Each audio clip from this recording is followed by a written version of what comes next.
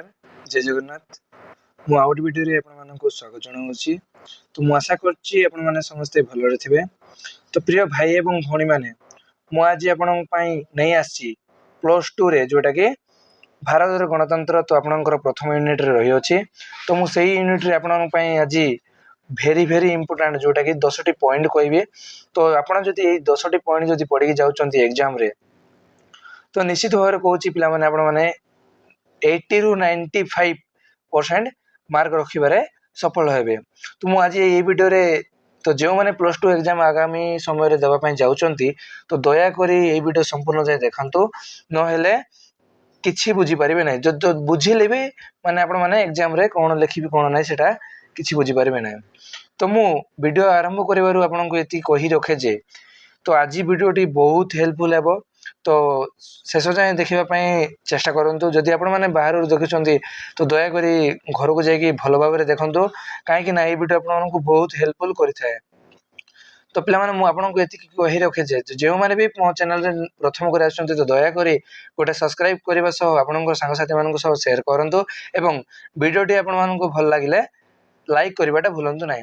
तो video dairy नक तो आग को क्लास करवा। तो देखो तो आज मु आपनको माने थंबनेल रे भी जणाइथिले जे 10 टी पॉइंट विषय कहबी। तो मु आपनको पई 10 टी पॉइंट विषय नै आछि। तो 10 टी पॉइंट जोटे रही अछि पिला माने वैशिष्ट्य गणतंत्र रो वैशिष्ट्य।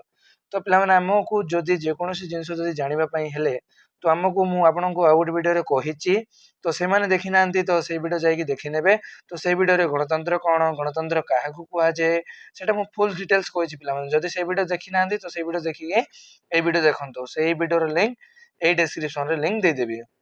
तो देखंतु आमे जे कोनोसी जिंस जानिबा पई हेले प्रथमे हमकु तार मुख्य जिंस कोन जानिबा पई पड़ि थाए। तो मु कहउछि तो आजि रो मुख्य जिंस होउछि वैशिष्ट्य। तो पिला माने वैशिष्ट्य होउछि जोटा कि हमर वैशिष्ट्य काहाकु कुआ जाने पिला माने जोटा कि तार कार्य माने देखंतु कोनोसी वस्तु रो कार्य तार लक्ष्य कोन तार स्वरूप कोन ताहा जानिबा पई पड़ि थाए। तो पिला माने आमे वैशिष्ट्य कोन तो माने देखंतु गणतंत्र कार्य कौन गणतंत्र वैशिष्ट्य कौन गणतंत्र तार स्वरूप कौन तार लक्ष्य कौन तो ताहा जानिबा पई पड़ि थाए। एवं गणतंत्र रूल कौन अछि तार नियम कौन अछि। जणे गोटे देश रे जदि गणतंत्र शासन व्यवस्था प्रचलित होउछि तो देखंतु तो सेही शासन व्यवस्था रे आपण मानकू माने गणतंत्र रो केउ नियम अछि तो से देश गणतंत्र द्वारा केमिति चालुछि तो ताहा माने। तो मु कहली आपन वैशिष्ट्य कोन मुख्य जिंस कहली। तो पिला माने वैशिष्ट्य आपन एतिकी विशेष मने रखो वैशिष्ट्य होउछि तार विशेषता बुझि पाला ना। वैशिष्ट्य होउछि गोटे विशेषता जोटा कि गणतंत्र रो विशेषता हमें एबे जानिबा को जाउछि। तो देखंतु पिला माने तो प्रथम रे रही अछि हमर जोटा कि जन सार्वभौमत्व एटा आपन मानकर बही रे मध्ये रही अछि। तो देखि नांती तो जाई कि ना देखि नेबे। तो प्रथम रे अछि जोटा कि प्रथम पॉइंट मु आपनको आलोचना करबी जे सेटा अछि जन सार्वभौमता। तो पिला माने आपण एतिकी मने रखंतु देखंतु आमे जदि गोटे वर्ड लेखुचे देखंतु आपनको क्वेश्चन पचारि पारे जे गणतंत्र रो जन सार्वभौमत्व कोन तो आपण माने कोन लेखिबे कोन। तो पिला माने जदि आपण माने लिखिबा पई चाहुचंती शॉर्टकटली बुझिबा पई चाहुचंती तो दया करी ए वीडियो को संपूर्ण जाय देखंतु न हेले किछि बुझी परिबे नाही। तो देखंतु पिला माने जदि आपण जन सार्वभौमत्व कोन जानिबा पई चाहुचंती तो आगो को देखंतु। तो पिला माने मु आपण पई एतकी शॉर्टकटली नहीं आसी तो आपण माने ऊपर हेडिंग दे लिखिबेटा जे जन सार्वभौमत्व कोन तो आपण माने सेतकी लेखिकी आपण मानको 4-5 धाडी लिखिबा पई पड़ी थाए। तो सेही 4-5 धाडी पिला माने मु आपनको प्रिपरेशन करेबी बुझि पाला ना ठीक बुझि पारुथिबे। जदि आपण जदि से 4-5 धाडी जदि प्रिपरेशन न हुअंती ताले एग्जाम लिखि पारिबे नाही। जदि सेही 4-5 धाडी आपण जदि बही रु पढी जाउचंती तो सेही बही रे पढिलाटा आपण मानको किछि मने रहिबो नाही। मु जहा विषय आपनको आज कहबा पई चाहूची बा जाउची तो सेही 4 धाडी आपनको मनरे माने माइंड रे केमिति पसिबो केमिति रहिबो ताहा मु उपाय कहबी। तो देखंतु पिला माने तो सेही आमे जदि से जन सार्वभौमत्व कोन जानिबा माने लेखिबा तो तार विषय 4-5 धाडी के आमे कोन लेखिबा तो सेही 4-5 धाडी आमे केमिति मने रखिबा ता कहूची देखंतु। तो पिला माने देखंतु आमे सेही 4-5 धाडी नै कि एही गोटे वर्ड रे ही आपनकर ଲୁଚିକି ରହିଅଛି ପିଲାମାନେ। ଦେଖନ୍ତୁ ଜନ ହଉଛି ଲୋକମାନେ, ତ ଆପଣ ମାନେ ସଠିକ ଭାବରେ ଜାଣିଛନ୍ତି। ତ ପିଲାମାନେ ସାର୍ବଭୌମତ୍ୱ ହଉଛି କ୍ଷମତା, ତ ସେଇ କ୍ଷମତା ହଉଛି ପାୱାର, ଶକ୍ତି। ତ ବୁଝିପାରିଲେ, ବିଶେଷ କ୍ଷମତା, ତ ଜନସାଧାରଣଙ୍କର ବିଶେଷ କ୍ଷମତା ଅଛି। ତ କେଉଁ ଶାସନ ବ୍ୟବସ୍ଥାରେ, ନା ଗଣତନ୍ତ୍ର ଶାସନ ବ୍ୟବସ୍ଥାରେ ମାନେ ଲୋକମାନଙ୍କର ବିଶେଷ ଶାସନ କ୍ଷମତା ଅଛି। ବୁଝିପାରିଲେ, ତ ପିଲାମାନେ ଦେଖନ୍ତୁ, ଆମେ ଗଣତନ୍ତ୍ର ଶାସନ ବ୍ୟବସ୍ଥା ଯଦି ଗୋଟେ ଦେଶରେ ପ୍ରଚଳିତ ହଉଛି, ତ ଆମ ଭାରତରେ ଗଣତନ୍ତ୍ର ବ୍ୟବସ୍ଥା ପ୍ରଚଳିତ ହଉଛି, ତ ଆମର ମାନେ ଆମେ ହେଲୁ ଜନ, ବୁଝିପାରିଲ ନା, ଜନ ହେଲୁ ଆମେ, ତ ଆମର ବିଶେଷତା ଅଛି ପିଲାମାନେ। ବୁଝିପାରିଲ ନା, ଆମେ ଭୋଟ ଦେଇ ପାରୁଛେ, ତ ଆମେ ଗୋଟେ ସରକାର ଚାହିଁଲେ ବଦଳାଇ ମଧ୍ୟ ପାରୁଛେ, ଏବଂ ଆଉ ଗୋଟେ ସରକାର ନୂଆରେ ଗଢି ମଧ୍ୟ ପାରୁଛେ। ତ ସେଇ ଆମର ଶକ୍ତି, ସେଇ ଶକ୍ତି ଆମର ଗଣତନ୍ତ୍ର ଶାସନ ବ୍ୟବସ୍ଥାରେ ରହିଅଛି। ସେଇ ବୈଶିଷ୍ଟ୍ୟ ଆମେ ତାହା ବୁଝିବା ପାଇଁ ପାଉଛେ। ବୁଝିପାରିଲେ ନା, ତ ଆପଣ ମାନେ ସେମିତି ଲେଖିପାରିବେ। ତ ଆମେ ଗୋଟେ ଦେଶରେ ଯଦି ଗଣତନ୍ତ୍ର ଶାସନ ବ୍ୟବସ୍ଥା ପ୍ରଚଳିତ ହେଉଥାଏ, ତ ସେଇ ଦେଶର ଲୋକମାନଙ୍କର ବିଶେଷତାକୁ ସାର୍ବଭୌମତା, ଜନସାର୍ବଭୌମତା ବୋଲି କହିପାରିବା। ତ ଏମିତି ଲେଖିପାରିବେ। ଏବଂ ଆପଣ ମାନେ କଣ ଲେଖିବେ ନା, ତ ଯେଉଁ ଦେଶରେ ଗଣତନ୍ତ୍ର ବ୍ୟବସ୍ଥା ପ୍ରଚଳିତ ହେଉଥାଏ, ତ ସେଇ ଦେଶର ଲୋକମାନଙ୍କ ଦ୍ଵାରା ସରକାର ମାନେ ବଦଳିଥାନ୍ତି ଏବଂ ସରକାର ନୂଆରେ ଆସିଥାନ୍ତି, ତାହା ମଧ୍ୟ ଲେଖିପାରିବେ। ତ ମୁଁ ଆଶା କରୁଛି ଆପଣ ମାନେ ଏଇ ଗୋଟି ୱାର୍ଡ ରୁ ନିଶ୍ଚିତ ଭାବରେ ଆପଣ ମାନେ ବୁଝିପାରୁଥିବେ। ଯଦି ନ ବୁଝନ୍ତି ତାହେଲେ ଆପଣ ମାନେ ନିଶ୍ଚିତ କମେଣ୍ଟ କରନ୍ତୁ, ମୁଁ ଆଗାମୀ ଭିଡିଓରେ ଆଉ ଗୋଟେ ଭିଡିଓରେ ରିପ୍ଲାଏ ଦେବି। ତ ଦେଖନ୍ତୁ ପିଲାମାନେ, ଆମେ ଆଉ ଗୋଟେ ଦ୍ୱିତୀୟ ପଏଣ୍ଟ ଯାହା ଜାଣିବା, ତ ପିଲାମାନେ ଅଛି ରାଜନୈତିକ ସମାନତା। ତ ଏଇଟା କଣ ବୁଝନ୍ତୁ। ତ ରାଜନୈତିକ ସମାନତା କହିଲେ ପିଲାମାନେ, ତ ସବୁ କ୍ଷେତ୍ରରେ ସମାନ, ବୁଝିପାରିଲ ନା। ତ ସମାନତା କଣ କହିଲେ, ତ ଆପଣ ମାନେ ବୁଝିପାରୁଥିବେ, ସବୁ କିଛି ସମାନ, ବୁଝିପାରିଲ ନା। ତ ଗଣତନ୍ତ୍ର ଶାସନ ବ୍ୟବସ୍ଥାରେ ଆମର ସବୁ କିଛି ସମାନ, ତ ସେମିତି ରାଜନୈତିକ ଶାସନରେ ସେମିତି ନଥିଲା ପିଲାମାନେ। ମାନେ ଦେଖନ୍ତୁ, ଆମେ ଚାହିଁଲେ ଗୋଟେ ସରକାରଙ୍କୁ ବଦଳେଇ ପାରୁଛେ ଏବଂ ନୂଆଟା ଆଡ ମଧ୍ୟ କରିପାରୁଛେ। ତ ସେଇ ଶାସନ ବ୍ୟବସ୍ଥା ରାଜତନ୍ତ୍ରରେ ନଥିଲା, କେବଳ ଗଣତନ୍ତ୍ର ଶାସନରେ ସେଇଟା ଦେଖିବା ପାଇଁ ପାଇବା। ବୁଝିପାରିଲେ, ତ ରାଜନୈତିକ ସମାନତା ହେଉଛି ଯେଉଁ ଦେଶରେ ଗଣତନ୍ତ୍ର ବ୍ୟବସ୍ଥା ପ୍ରଚଳିତ ହେଉଅଛି ଏବଂ ସେଇ ଦେଶର ନାଗରିକ ମାନେ, ମାନେ ଜନସାଧାରଣ ମାନେ, ସେମାନେ ଚାହିଁଲେ ସରକାର ନୂଆଟା ଆଣିପାରିବେ ଏବଂ ମାନେ ସରକାରଙ୍କୁ ଯଦି ସେଇ ଶାସନ ମାନେ ରାଜ୍ୟରେ ଯଦି ଭଲସେ ଶାସନ ନ କରିପାରିଲା, ତାହା ହଟେଇ ପାରିବେ। ତ ତାହା ମଧ୍ୟ ଏଇ ଆମେ ଗଣତନ୍ତ୍ର ଶାସନ ବ୍ୟବସ୍ଥାରେ ଦେଖିବାକୁ ପାଇବା। ତ ଏତିକି ମଧ୍ୟ ଏହାର ମଧ୍ୟ ଆପଣ ମାନେ 4-5 ଧାଡି ଲେଖିପାରିବେ, ଠିକ ନା। ତ ଆପଣ ମାନେ ଗୋଟେ ୱାର୍ଡ ଯେମିତି ଲୁଚିକି ରହିଅଛି, ତ ମୁଁ ଆପଣ ମାନଙ୍କୁ line by line, word by word କହୁଛି। ତ ତେଣୁକରି ଭିଡିଓକୁ ସମ୍ପୂର୍ଣ୍ଣ ଯାଏଁ ଦେଖିବା ପାଇଁ ଚେଷ୍ଟା କରନ୍ତୁ। ତ ଆଗକୁ ଦେଖନ୍ତୁ 3 ନମ୍ବର ପଏଣ୍ଟ ଯୋଉଟା ରହିଅଛି ଆପଣଙ୍କର ରାଜନୈତିକ ସ୍ୱତନ୍ତ୍ରତା ଓ ଅଧିକାର। ତ ପିଲାମାନେ ଏଇଟା ବହୁତ ଇମ୍ପୋର୍ଟାଣ୍ଟ। ତ ଦେଖନ୍ତୁ, ସ୍ୱତନ୍ତ୍ରତା ଓ ଅଧିକାର, ଏଇଟା କଣ ଆମେ ଜାଣିବାକୁ ହେବ। ତ ଆମେ ରାଜନୈତିକ କଣ ଜାଣିଛେ, ଠିକ ନା ପିଲାମାନେ। ତ ଏଇଟା ହଉଛି ସ୍ୱତନ୍ତ୍ରତା ଓ ଅଧିକାର କଣ, ଏଇ ପଏଣ୍ଟ କୁ ଆମେ ଜାଣିବା ପାଇଁ ହେବ। ତ ପିଲାମାନେ ଦେଖନ୍ତୁ, ସ୍ୱତନ୍ତ୍ରତା ହେଉଛି ନିଜ ଇଚ୍ଛାରେ ଯାହା କରିବା। ବୁଝିପାରିଲେ ନା, ଆମେ ନିଜ ଇଚ୍ଛାରେ ଯାହା କରିପାରିବା ତାହା ହେଉଛି ସ୍ୱତନ୍ତ୍ରତା। ଏବଂ ଅଧିକାର ହେଉଛି ଆମର ହକ୍, ମାନେ ଯୋଉଟା କି ରହିଅଛି ପ୍ରାପ୍ତ। ତ ଦେଖନ୍ତୁ, ସେ କଣ କହୁଛି, ଆମ ରାଜନୈତିକ ଦଳ ମାନେ ରାଜନୈତିକ ବ୍ୟବସ୍ଥାରେ ପିଲାମାନେ ଆମେ ଆମ ଇଚ୍ଛାରେ ସରକାର ହଟେଇ ପାରିବା, ଆଡ କରିପାରିବା, ମାନେ ନୂଆଟା ଆଡ କରିପାରିବା, ଆମେ ଚାହିଁଲେ ତାକୁ ହଟେଇ ମଧ୍ୟ ପାରିବା। ଏବଂ ତାର ଅଧିକାର ହଉଛି ପିଲାମାନେ ଆମର ହକ୍ ଅଛି, ଯାହାକି ହଟେଇବାର ହକ୍ ଅଛି। ତ ଆମେ ଗଣତନ୍ତ୍ର ଶାସନ ବ୍ୟବସ୍ଥାରେ ଗୋଟେ ଯଦି ଆମେ ସରକାର ଚୟନ କରୁଛେ, ସେଇ ସରକାର 5 ବର୍ଷରେ ଯୋଉ ନିୟମ ଅଛି, ଯଦି ସେଇ 2-3 ବର୍ଷରେ ଯଦି ଭଲସେ ଆମ ରାଜ୍ୟରେ ଶାସନ କରିପାରିଲା ନାହିଁ, ତ କିଛି ମାନେ ଜନତାଙ୍କର କିଛି ଶୁଣିଲା ନାହିଁ, ନେତା ମାନଙ୍କର କିଛି ଶୁଣିଲା ନାହିଁ, ତ ଆମର ଅଧିକାର ଅଛି, ତ ଆମର ହକ୍ କରିବାର ଅଛି ତାକୁ ହଟାଇବା ପାଇଁ। ବୁଝିପାରିଲ ନା, ତାଙ୍କୁ ହଟାଇବାର ହକ୍ ଅଛି ଆମ ଉପରେ। ତ ତାହା ମଧ୍ୟ ଆପଣ ମାନେ ଲେଖିପାରିବେ। ତ ମୁଁ ଆଶା କରୁଛି ଆପଣ ମାନେ ନିଶ୍ଚିତ ଭାବରେ କିଛି ନା କିଛି ବୁଝିପାରୁଥିବେ। ତ ଆଗକୁ ଆମେ 4 ନମ୍ବର ପଏଣ୍ଟ କଣ ତାହା ଜାଣିନେବା। ତ ଦେଖନ୍ତୁ, ତ ସଂଖ୍ୟା ଗରିଷ୍ଠତା ମତ। ତ ଆପଣ ମାନେ ପିଲାମାନେ ଯଦି ସଂଖ୍ୟା କଣ ଜାଣିଛନ୍ତି, ତ 1 2 3 4 5 6 ସେଟା ହଉଛି ସଂଖ୍ୟା। ତ ଗରିଷ୍ଠ କହିଲେ ପିଲାମାନେ ଅଧିକ, ବୁଝିପାରିଲ ନା। ଗରିଷ୍ଠ ମାନେ ସଂଖ୍ୟା ଅଧିକ, ମତ ହଉଛି ଭୋଟ, ଆମେ ଯାହା ଭୋଟ ଦଉଛେ ସେଟା ହଉଛି ମତ। ପିଲାମାନେ ଏତିକି ମନେ ରଖନ୍ତୁ।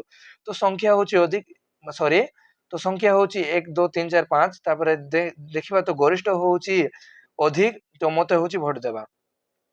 ତ ପିଲାମାନେ ଆମେ ଯଦି ସରକାରଙ୍କୁ ଭୋଟ ଦେବା ନାହିଁ, ତ ଆମେ ମାନେ କିଛି ଚିହ୍ନିବା ନାହିଁ, ତ ସେଇଟା ଗଣତନ୍ତ୍ର ଶାସନ ବ୍ୟବସ୍ଥାରେ ସରକାର ମାନେ ନିୟମ କିଛି ରହିବ ନାହିଁ। ତ ଆମକୁ ମାନେ ବହୁତ ସଂଖ୍ୟା ଭୋଟ ଦେବାର ଅଛି, ତ ତେଣୁକରି ସିଏ ସରକାର ହେଇପାରିବ। ବୁଝିପାରିଲେ ନା? ତ ସଂଖ୍ୟା ହଉଛି ଆମେ ବହୁତ ସଂଖ୍ୟା ଦେଇପାରିବାର ଅଛି, ଗରିଷ୍ଠ ହଉଛି ଅଧିକ, ତ ଆମେ ଯେତେ ଭୋଟ ଦେବା ତ ଅଧିକରୁ ଅଧିକ ଭୋଟ ଦେବାର ଅଛି, ତ ସିଏ ଆଉ ଗୋଟେ ଦଳରୁ ମାନେ ପରାଜୟ ହେଇ ଜିତିବ, ତ ସେଇ ଜିତିବାଟାକୁ କୁହାଯାଏ ସଂଖ୍ୟା ଗରିଷ୍ଠ ମତ। ତ ଆମେ ଯାହା ଆମ ଇଚ୍ଛାରେ ମାନେ ସରକାର ଗଠନ କରିପାରିବୁ, ଗୋଟେ ଜଣଙ୍କ ମତରେ ସରକାର ଗଠନ କରିପାରିବେ ନାହିଁ ପିଲାମାନେ। ତ ବହୁତ ନେତା ମନ୍ତ୍ରୀ ହେବାର ଅଛି, ଜନସାଧାରଣ ହେବାର ଅଛି, ତ ବେଶୀ କିଛି ହେବାର ଅଛି ବୋଲି ଏଠି ରୁଲସ ଅଛି। ତ ଆମେ ସରକାର ସେମିତି ଗଠନ କରିପାରିବା, ଯାହାକି ସଂଖ୍ୟା ଗରିଷ୍ଠ ମତ ବୁଝିପାରୁଥିବେ। ତ ଆପଣଙ୍କୁ 2 ମାର୍କରେ ଆସିପାରେ ସଂଖ୍ୟା ଗଣତନ୍ତ୍ରର ସଂଖ୍ୟା ଗରିଷ୍ଠ ମତ କଣ। ତ ଆପଣ ମାନେ କଣ ଲେଖିବେ ନା, ତ ଗଣତନ୍ତ୍ର ଏଭଳି ଏକ ଶାସନ ବ୍ୟବସ୍ଥା ଯାହାକି ଗଣତନ୍ତ୍ର ଗୋଟିଏ ଲୋକର ମନରେ ଶାସନ ବ୍ୟବସ୍ଥା ହୋଇପାରିବ ନାହିଁ। କେବଳ ମାନେ ଗୋଟେ ରାଜ୍ୟର ସମସ୍ତ ନାଗରିକ ମାନେ ବା ଜନସାଧାରଣ ମାନେ ତାଙ୍କ ମତ ସମସ୍ତେ ଦେବାର ଅଛି, ସମସ୍ତେ ଭୋଟ ଦେବାର ଅଛି। ତ ଗୋଟେ ଦଳରେ ସମସ୍ତେ ଭୋଟ ଦେଲେ ସେଇ ଯେଉଁ ଦଳ ଜିତିଥାଏ, ତ ସେଇ ଦଳର ଆମେ ସରକାର ବାଛିବାର ଅଛି ବୋଲି ଆପଣ ମାନେ ଲେଖିପାରିବେ। ଠିକ ବୁଝିପାରିଲେ? ତ ଦେଖନ୍ତୁ ଆଗକୁ ଅଛି ସହନଶୀଳତା ପିଲାମାନେ, ବୁଝିପାରିଲେ ନା? ତ ଆପଣଙ୍କର 5 ନମ୍ବର ପଏଣ୍ଟରେ 5 ନମ୍ବର ପଏଣ୍ଟରେ ଆପଣଙ୍କର ରହିଅଛି ସହନଶୀଳତା। ତ ଆମେ ଦେଖିବା ପିଲାମାନେ, ଏଇ ସହନଶୀଳତା ହଉଛି ଗଣତନ୍ତ୍ର ଶାସନ ବ୍ୟବସ୍ଥାରେ ସହନଶୀଳତା ମାନେ ସବୁ ଶାସନରେ ସବୁ କ୍ଷେତ୍ରରେ ସମାନ। ଠିକ ବୁଝିପାରୁଥିବେ? ତ ସହନଶୀଳତା ମାନେ ସହିଯିବାଟା ପିଲାମାନେ, ସରି ତ ଦେଖନ୍ତୁ ସହନଶୀଳତା ମାନେ ସହିଯିବାଟା। ଦେଖନ୍ତୁ ଜଣେ ଆପଣଙ୍କୁ ମାନେ ଗୋଟେ ଦଳ ଆମ ଭାରତରେ ପ୍ରଚଳିତ ହଉଛି ଯୋଉଟା କି ବିଜେପି, ବିଜେଡି, କଂଗ୍ରେସ। ତ ପିଲାମାନେ ଏଇ 3ଟି ଦଳ ମଧ୍ୟରୁ ଗୋଟେ ଦଳ ହାରିଗଲା, ବୁଝିପାରିଲ ନା? ମନେକର ଏବେ 2ଟି ଦଳ ହାରିଗଲା। ତ ଦେଖନ୍ତୁ ଆଗକୁ, ତ 3ଟି ଦଳ ଅଛନ୍ତି 1 2 3। ତ ଗୋଟେ ଦଳ ପିଲାମାନେ 2ଟା ଦଳ ହାରିଗଲା, ତ ଏଇ ଗୋଟେ ଦଳ ଜିତିଲା, ତ ଏଇ 2ଟି ଦଳ ସହିବାର ଅଛି। ତ ଗଣତାନ୍ତ୍ରିକ ନିୟମରେ ଏଇ 2ଟି ଦଳ ଯେମିତି ହେଲେ ବି ସହିବାର ଅଛି। ତ ସେଇ ସହନଶୀଳତା ହେଉଛି ସହିଯିବାଟା। ବୁଝିପାରିଲେ? ତ ନିଶ୍ଚିତ ଭାବରେ ବୁଝିପାରୁଥିବେ। ତ ଏଇ ଗଣତନ୍ତ୍ରରେ ଆମର ନିୟମ ଅଛି ଯେ ଯେହେତୁ ରାଜତନ୍ତ୍ରରେ ସେ ନିୟମ ନଥିଲା, ତ ଏବେ ଏହି ଗଣତନ୍ତ୍ରରେ ନିୟମ ଅଛି ଯେ ଯେଉଁ ଦଳ ହାରିଯିବ ତ ସେଇ ଦଳ ସହିବାଟା ନିଶ୍ଚିତ। ବୁଝିପାରିଲେ ନା? ବାଧ୍ୟତାମୂଳକ। ତ ସେଇ ଦଳ ସହିବା ପାଇଁ ବାଧ୍ୟତାମୂଳକ, ତାହାକୁ କୁହାଯାଏ ସହନଶୀଳତା। ଠିକ ବୁଝିପାରୁଥିବେ? ଯଦି ଆପଣମାନଙ୍କୁ ଭିଡିଓ ଭଲ ଲାଗିଥାଏ ତ ଦୟାକରି ଗୋଟେ ଲାଇକ୍ କରିବା ସହ ଆପଣ ମାନଙ୍କ ସାଙ୍ଗସାଥି ମାନଙ୍କୁ ସେୟାର କରନ୍ତୁ। ତ ଦେଖନ୍ତୁ ପିଲାମାନେ, ତ ଆଉ ଗୋଟେ ପଏଣ୍ଟ ରହିଅଛି ଖଳା ବିତର୍କ ଓ ଆଲୋଚନା। ତ ଏଇଟା କଣ ପିଲାମାନେ? ବହୁତ ଇମ୍ପୋର୍ଟାଣ୍ଟ। ତ ଖଳା ଅର୍ଥ ଆପଣ ମାନେ ଜାଣିଛନ୍ତି, ଖଳା। ତ ବିତର୍କ ମାନେ, ତ ଦେଖନ୍ତୁ ଆମେ ସରକାର ଏବେ ଯେହେତୁ ନୂଆ ନୂଆ ଯୋଜନା ମାନେ ଆଣୁଛନ୍ତି, ତ ସେଇଟା ରାଜତନ୍ତ୍ରରେ ସେଇ ଯୋଜନା ମାନେ ନଥିଲା। ତ ଆମ ଓଡିଶା ପାଇଁ ଯାହାବି କିଛି ଭଲ କରନ୍ତି ସରକାର, ଦେଖନ୍ତୁ ପିଲାମାନେ ଯଦି ଯୋଜନା ନ କରନ୍ତି ସରକାର, ତ ଆମେ ଭୋଟ ଦେବା ପାଇଁ ତାଙ୍କୁ ପଛେଇବା ନାହିଁ ବା ଆଗେଇବା ନାହିଁ। ତ ତେଣୁକରି ସେ ସରକାର ନୂଆ ନୂଆ ଯୋଜନା ଆଣିଥାଏ, ତ ସେଇ ଯୋଜନା ପିଲାମାନେ ଆମ ମାନଙ୍କ ଦ୍ଵାରା ହୋଇଥାଏ। ବୁଝିପାରିଲ? ସେମିତି ରାଜନୈତିକ ମାନେ ରାଜତନ୍ତ୍ରରେ ସେଭଳି ନଥିଲା। ଯାହା ରାଜା ଚାହୁଁଥିଲେ, ମନ୍ତ୍ରୀ ଚାହୁଁଥିଲେ, ତାହା ସେଇ ଶାସନ ଚାଲୁଥିଲା। ତ ଏଇଟା ହଉଛି ଗଣତନ୍ତ୍ର ଶାସନ ବ୍ୟବସ୍ଥା। ଆମେ ଚାହିଁଲେ ମାନେ ଯୋଜନା ମଧ୍ୟ ଆଡ କରିପାରିବା, ଯଦି ଯୋଜନା ସମାନ ଟାଇମରେ ଯଦି କିଛି ସରକାର ସହାୟତା ନହେଲେ ତାଙ୍କୁ ଆମେ ହଟେଇ ପାରିବା। ଠିକ ବୁଝିପାରିଲେ? ଖୋଲା ବିତର୍କ ମାନେ ଏଇ ଗଣତନ୍ତ୍ରରେ ଲୋକସଭା, ବିଧାନସଭା, ସେଇ ବିଧାନସଭାରେ ସମସ୍ତଙ୍କର ଗୋଟେ ମନ ହେଲେ ଗୋଟେ ଯୋଜନା ଆଡ କରିଥାନ୍ତି। ତ ସେଇଟା ହଉଛି, ତାହାକୁ କୁହାଯାଏ ଖୋଲା ବିତର୍କ ଆଲୋଚନା। ଆଲୋଚନା ମାନେ ବୁଝିପାରୁଥିବେ, ଯାହାକି ଆମେ ସମସ୍ତେ ଏଇ ମାନେ ଗଣତନ୍ତ୍ରରେ ଖୋଲା ଖୋଲି ଆଲୋଚନା କରାଯାଏ। ଠିକ ନା? ତ ସେଇ ରାଜତନ୍ତ୍ରରେ ଯାହାକି ଗୋଟେ ରାଜା ଚାହୁଁଥିଲା ତାହା ହଉଥିଲା। ତ ସେଇ ଶାସନ ମାନେ ସେଇ ଆଲୋଚନା କାହା ପାଖରେ କରୁନଥିଲେ, ଯାହାକି ମନ୍ତ୍ରୀ ସେ 5-6 ଜଣ ମଧ୍ୟରେ ସେଇ ଆଲୋଚନା ମାନେ ଶେଷ ହେଇଯାଉଥିଲା। କିନ୍ତୁ ଏହା ଏଇ ମାନେ ଗଣତନ୍ତ୍ରରେ ସେଭଳି ନୁହେଁ। ଏହା ହଉଛି ବିଧାନସଭା, ଲୋକସଭା, ତ ସେମାନଙ୍କର ସମସ୍ତଙ୍କର ମନ ହେଲେ ହିଁ ଗୋଟେ ଯେଉଁ ଜିନିଷ ବିଷୟ ଆଗକୁ କରିବା ତାହା ସଫଳ ହୋଇପାରିବ ବୋଲି ଏଇ ଗଣତନ୍ତ୍ରରେ ଉଲ୍ଲେଖ ଅଛି ପିଲାମାନେ। ଏତିକି ମନେ ରଖନ୍ତୁ। ତ ଆଗକୁ ଦେଖନ୍ତୁ ପିଲାମାନେ, ମୁକ୍ତ ସମାଜ। ତ ମୁକ୍ତ ସମାଜ ମାନେ କଣ ପିଲାମାନେ? ତ ଆଗରେ ଯେହେତୁ ରାଜତନ୍ତ୍ର ଥିଲା, ସେଇ ସମୟରେ ରାଜ୍ୟ ମାନେ କିଛି ମୁକ୍ତ ନଥିଲା ପିଲାମାନେ। କିଛି ଶାସନ ମାନେ ସରକାର କେମିତି କହିବି ଆପଣଙ୍କୁ, ତ ଏବେ ଆମେ ଯାହା ପାହୁଛେ ସରକାରଙ୍କ ସହାୟତା, ତ ସେଇ ସହାୟତା କିଛି ନଥିଲା ପିଲାମାନେ। ତ ତାହାକୁ ଆମେ ଯେହେତୁ ରାଜନୈତିକ ବ୍ୟବସ୍ଥାରେ ଆମେ ଯେହେତୁ ଯୋଜନା ଯେହେତୁ ସହାୟତା କିଛି ଆମେ ସହାୟତା ପାଉଛୁ ପିଲାମାନେ, ତ ତାହାକୁ ରାଜନୈତିକ ଶାସନ ବ୍ୟବସ୍ଥାରେ ମୁକ୍ତ ସମାଜ ବୋଲି କହିପାରିବା। ତ ଏଇ ରାଜନୈତିକ ଶାସନ ବ୍ୟବସ୍ଥାରେ ଆମର ଅଛି ମୁକ୍ତ ସମାଜ, ଯାହାକି ଆମେ ସରକାର ଆମକୁ ବହୁତ କିଛି ହେଲ୍ପ କରୁଛନ୍ତି, ବୁଝିପାରିଲେ। ଯେହେତୁ ଯୋଜନା ସବୁର ଯୋଜନା, ତ ସେଇ ଯୋଜନା ମଧ୍ୟ ଆମକୁ ବହୁତ ହେଲ୍ପ କରୁଛନ୍ତି। ତାହା ଯାହା ସେଇ ସମୟରେ ରାଜତନ୍ତ୍ର ଥିଲା, ତ କିଛି ମିଳୁନଥିଲା, ଖାଲି ରାଜ୍ୟ କେମିତି ଭଲ ରହିବ ତାହା ଭାବୁଥିଲା। କିନ୍ତୁ ଏଇଟା ହଉଛି ରାଜ୍ୟର ସମସ୍ତ ଜିଲ୍ଲା ମାନେ ସମସ୍ତ ମାନେ ଜନତା ମାନେ କେମିତି ଭଲ ରହିବେ ତାହା ସରକାର ଏବେ ଚିନ୍ତା କରୁଛି, ବୁଝିପାରୁଥିବେ। ତ ଆଗକୁ ଦେଖନ୍ତୁ, ଆଉ 3ଟି ପଏଣ୍ଟ ରହିଲା ମାତ୍ର। ତ ଏଇ 3ଟି ପଏଣ୍ଟ କଣ ଆପଣ ମାନେ ବୁଝିକି ଯାଆନ୍ତୁ, ତ ଆଗାମୀ ସମୟରେ ଆପଣ ମାନେ ବୋର୍ଡ ଏକ୍ଜାମ ଦେବାରେ କିଛି ଅସଫଳ ହେଇପାରିବେନି। ତ ଦେଖନ୍ତୁ ପିଲାମାନେ, ରାଜନୈତିକ ଦଳର ଉପସ୍ଥିତି ଠିକ, ଯଦି ଗଣତନ୍ତ୍ର ଶାସନ ବ୍ୟବସ୍ଥା କରୁଛେ, ଦଳ ରହିବା ନିହାତି ଇମ୍ପୋର୍ଟାଣ୍ଟ, ବୁଝିପାରିଲ ନା।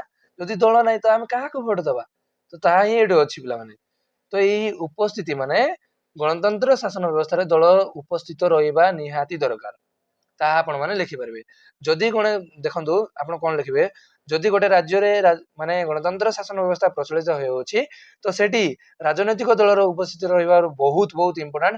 କାହିଁକି ମାନେ ଯଦି ଦଳ ନଥାନ୍ତା ତାହେଲେ ଭୋଟ ଦେଇପାରିବା ନାହିଁ, ତ ଭୋଟ ନ ଦେବା ଦ୍ୱାରା ସରକାର ଗଠିତ ହୋଇପାରିବନି। ତ ସେଇ ସରକାର ଗଠିତ ଦ୍ୱାରା ନହେଲେ ତ ଗଣତନ୍ତ୍ରର ମୂଲ୍ୟ କିଛି ରହିପାରିବ ନାହିଁ, ଆପଣମାନେ ତାହା ମଧ୍ୟ ଲେଖିପାରିବେ।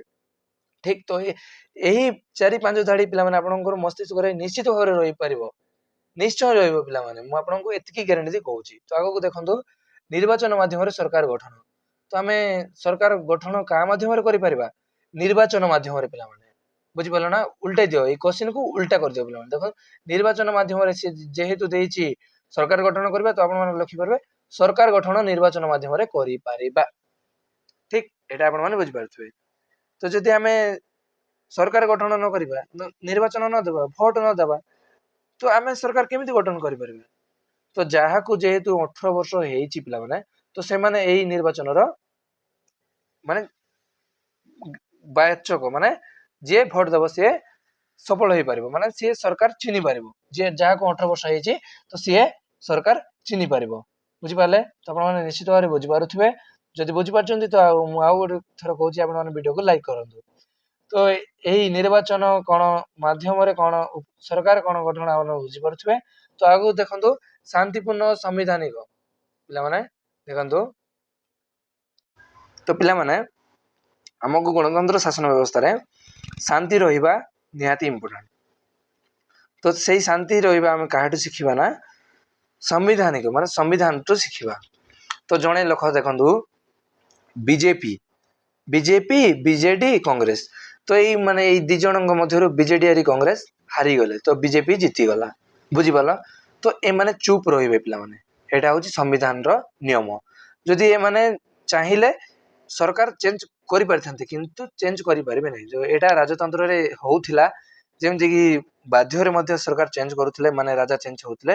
ତ କିନ୍ତୁ ଏଇଟା ହେଇପାରିବ ନାହିଁ ପିଲାମାନେ, ଏଇଟା ଶାନ୍ତିପୂର୍ଣ୍ଣ, ମାନେ ଏଇ ରାଜତନ୍ତ୍ର ମାନେ ଗଣତନ୍ତ୍ର ହେଉଛି ଏକ ଶାନ୍ତିପୂର୍ଣ୍ଣ ଶାସନ ବ୍ୟବସ୍ଥା, ଯୋଉଟା କି ସାମ୍ବିଧାନିକ ଅନୁସାରେ ଶାସନ ହଉଥାଏ। ତ ମୁଁ ଆଶା କରୁଛି ଆମ +2 ର ଭାଇ ଏବଂ ଭଉଣୀ ମାନେ ନିଶ୍ଚିତ ଭାବରେ ବୁଝିପାରୁଥିବେ। ତ ବୁଝିପାରୁଥିବେ ମତେ କମେଣ୍ଟ କରନ୍ତୁ। ତ ଆଗକୁ ଯଦି କୌଣସି କିଛି ବି ଡାଉଟ ରହିଲା ପିଲାମାନେ, ମୁଁ ଆପଣଙ୍କୁ କହିବି। ତ ଭିଡିଓ ଆଣିବାରେ ଟିକେ ଲେଟ୍ ହଉଛି, କାରଣ ମୁଁ ଏଇ ପଏଣ୍ଟ ମାନେ ପଢୁଛି। ତ ସେଇ ପଢିବା ଦ୍ୱାରା ମୁଁ ଆପଣମାନଙ୍କୁ କେମିତି ଲେଖିଲେ ପିଲାମାନେ ଆପଣଙ୍କର ସହଜ ଉପରେ ଲେଖିପାରିବେ, ତାହା ମୁଁ ଆପଣଙ୍କୁ ଏକ୍ସପ୍ଲେନ ମୁଁ ଆଣୁଛି। ତ ମୋ ଭିଡିଓ ମୁଁ ଏଠି ଶେଷ କରୁଛି। ତ ଆଉ ଗୋଟେ ଭିଡିଓରେ ଆପଣ ମାନେ କଣ ତାର 1 ମାର୍କିଆ କଣ, ତାର 2 ମାର୍କିଆ କଣ, ଲଙ୍ଗ କ୍ୱେଶ୍ଚନ କଣ, ତାହା ଆପଣ ମାନେ ଜାଣିପାରିବେ। ତ ମୋ ଭିଡିଓ ଏଠି ରହୁଛି। ତ ଯେଉଁମାନେ ବି ତ ପ୍ରଥମ କରି ଆସୁଛନ୍ତି, ଦୟାକରି ସବସ୍କ୍ରାଇବ କରିବାଟା ଭୁଲନ୍ତୁ ନାହିଁ। ତ ଆଗକୁ ଏମିତି ହେଲ୍ପଫୁଲ ଭିଡିଓ ଦେଖିବା ପାଇଁ ମୁଁ ଅଲରେଡି ହିଷ୍ଟ୍ରିର କ୍ଲାସ କରିସାରିଛି ପିଲାମାନେ, ଯଦି ଦେଖିନାହାନ୍ତି ତ ମୁଁ ଏଇ ଡେସକ୍ରିପସନରେ ଲିଙ୍କ ଦେଇଦେବି, ଯାଇକି ଦେଖିନେବେ। ତ ମୋ ଭିଡିଓ ଏଠି ଶେଷ କରୁଛି। ତ ଜୟ ଜଗନ୍ନାଥ, ଧନ୍ୟବାଦ ମୋ ଭିଡିଓ ଦେଖିଥିବାରୁ। ତ ଆଉ ଗୋଟେ ଭିଡିଓରେ ଆପଣମାନେ 1 ମାର୍କିଆ 2 ମାର୍କିଆ 3 ମାର୍କିଆ ତାହା ଦେଖିବାକୁ ପାଇବେ। ତ ମୋ ଭିଡିଓ ଏଠି ରଖୁଛି। ତ ଧନ୍ୟବାଦ, ଜୟ ଜଗନ୍ନାଥ।